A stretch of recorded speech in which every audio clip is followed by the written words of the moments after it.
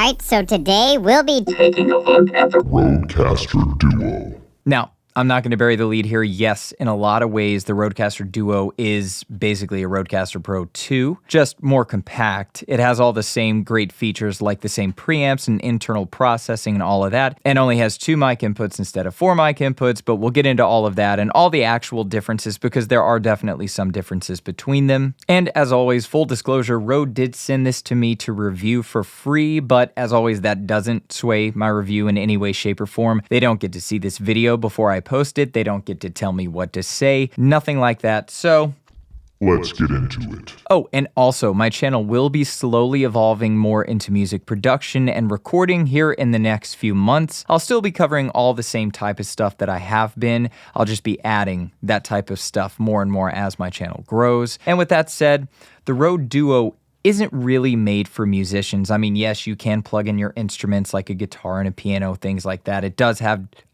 delay or echo, as they call it, and reverb and things like that. But it just doesn't have all the things that musicians would likely be looking for in a unit like this. So I just wanted to go ahead and get that out of the way right up front. So I'm going to go through all the effects processing and some other cool stuff offered within the Duo. But first, as I said in the intro, in a lot of ways, this is the Rodecaster Pro 2. However, there are some differences that we'll get into here in a moment, but the Revolution preamps are all the same and the effects processing and routing is the same. But back to the preamps really quick. These preamps are awesome. They completely power the SM7B with no problem, and anyone who knows the SM7B knows that this is a notoriously gain-hungry microphone that can't properly be, boosted with a lot of interfaces and mixers out there. But these preamps do a phenomenal job. They're super clean and they're virtually noise-free, which is amazing for this microphone. And a lot of people have even added a gain booster between the SM7B and the Rodecaster Duo and the other Rodecasters, and really all it ever does is add noise. So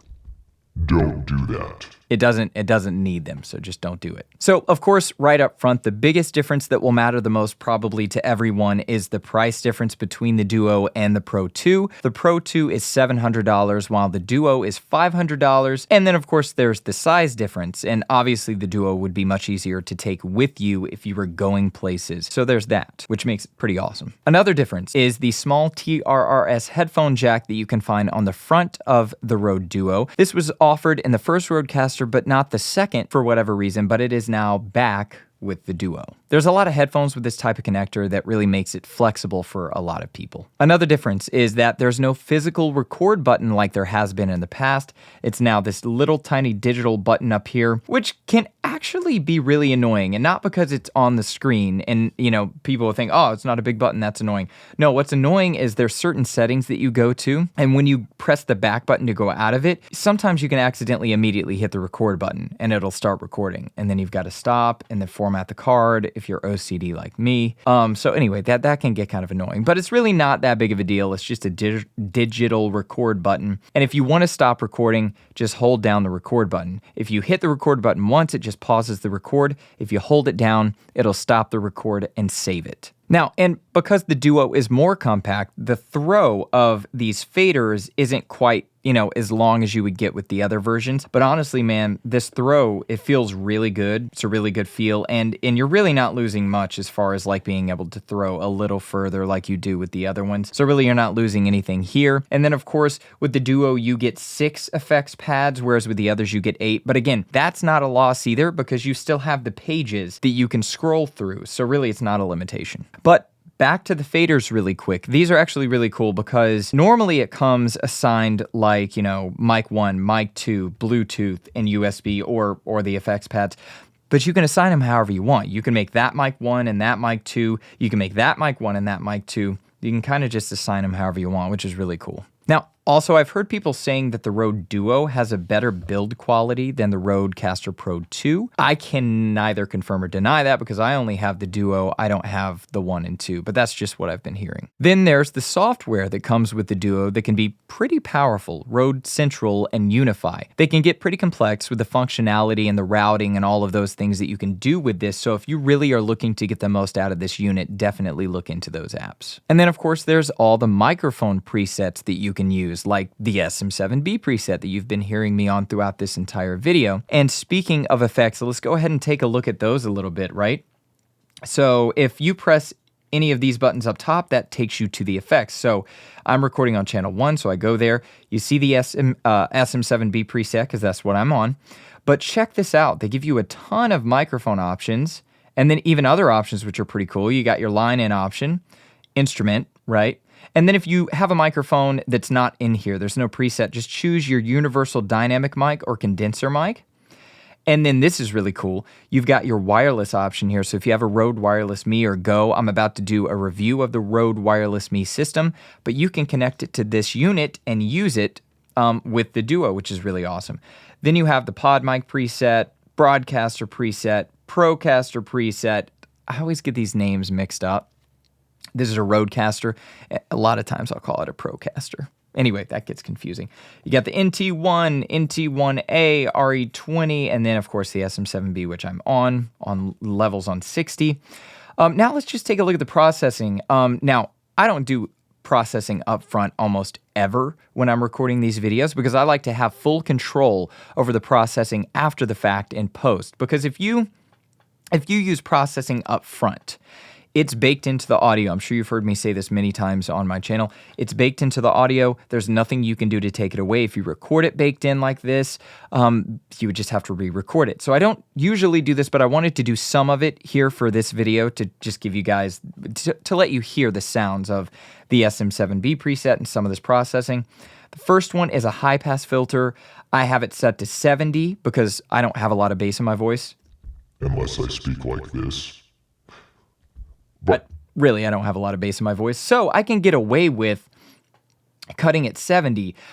This is the first thing any audio engineer in the world is going to do to your audio when you send it off to them. They're going to put a high-pass filter on it because there's a lot of rumble and subharmonic content down there that's just nasty, that tends to build up over time if you're adding a lot of tracks, and it's just pointless, and it just cleans up your audio to get rid of it, right? Because we really can't hear that far down there, you know? Like when you get really far down in the subharmonic content, you feel it in your chest and your stomach. You can feel it like you're at a concert or even a movie theater, an explosion goes off.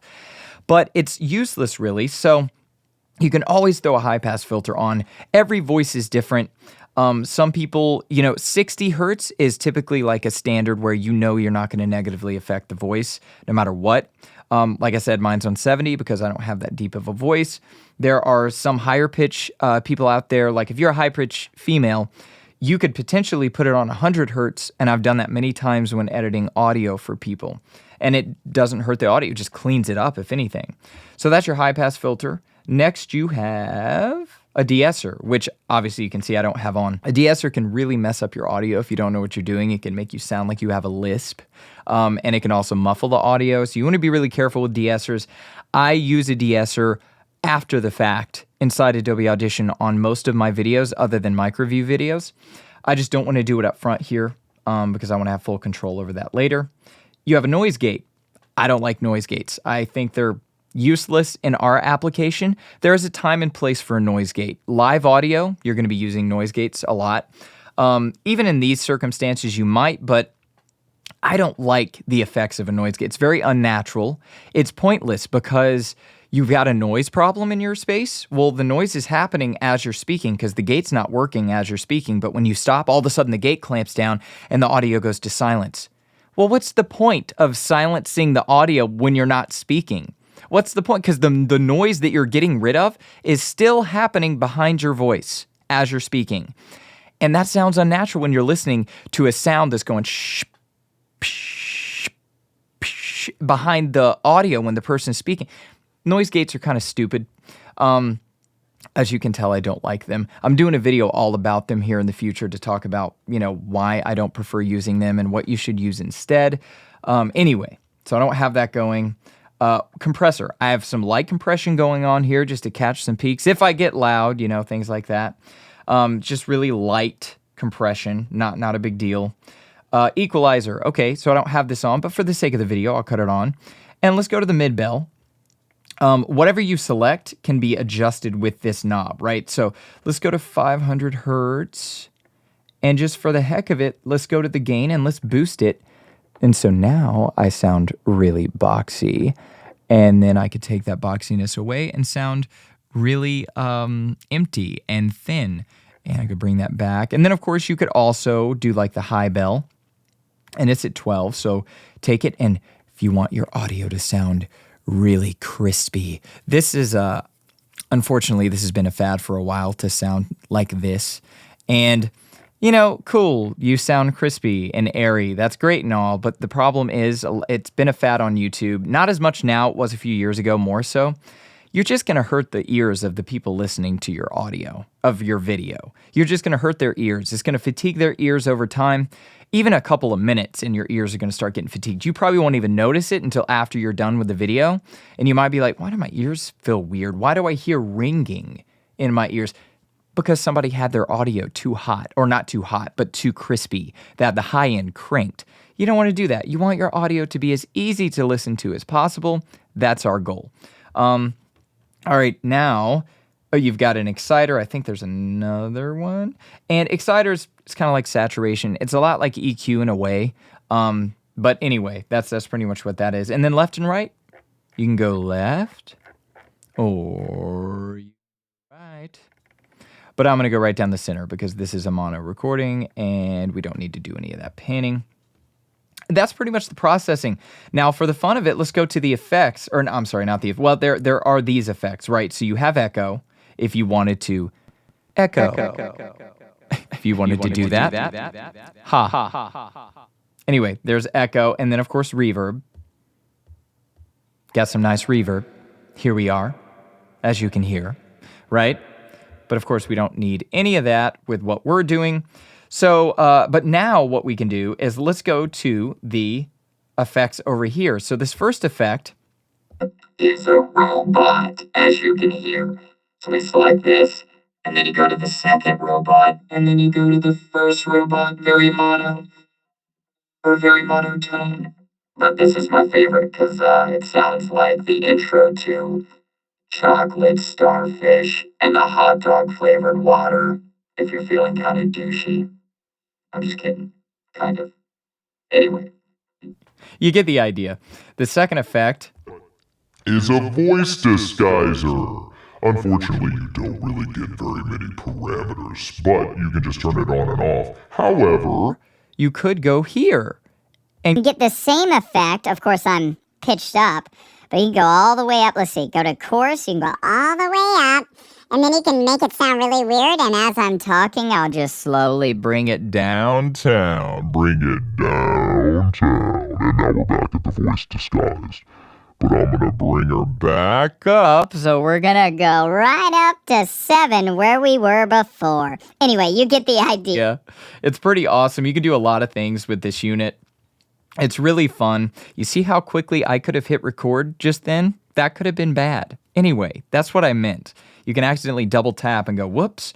But you can use these effects pads to do a lot of things. You know, they're like MIDI. So like you could have it a switch between different camera angles if you have multiple cameras. Boy, do I wish I had multiple cameras, but that gets expensive. Anyway, you can do things like that. It's just, this unit is pretty awesome, pretty powerful, and it's really compact, which is great. All right, and then one of the greatest things about Rodecasters, and really just Rode in general, is the firmware updates that you're going to get with this thing. In a lot of cases, the updates are so great that it's almost like getting a whole new piece of hardware. So just know that if you're having any issues with your Rodecaster, or you can't do something that you wished you were able to do, there's a pretty good chance in the future that you're going to be able to do it, because they're probably going to give you a nice firmware update that will, I mean, man, the updates are amazing. Like back when I used to work at a voiceover studio, I would set up their they had a Rodecaster 1. I would set that up for their podcast and a bunch of other stuff. And they would all come out with, it was constantly coming out with firmware updates, and it would just give you so much new stuff that you could do.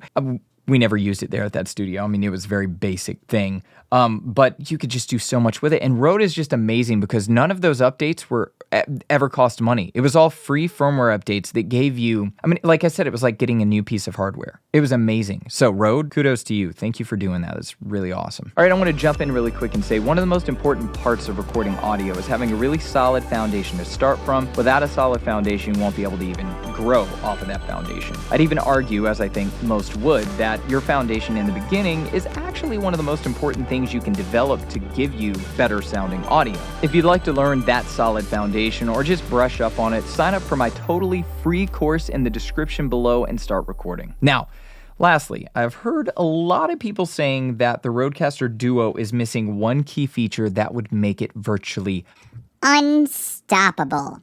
However, I'm not going to go into all of that in this video because, honestly, you know what they say.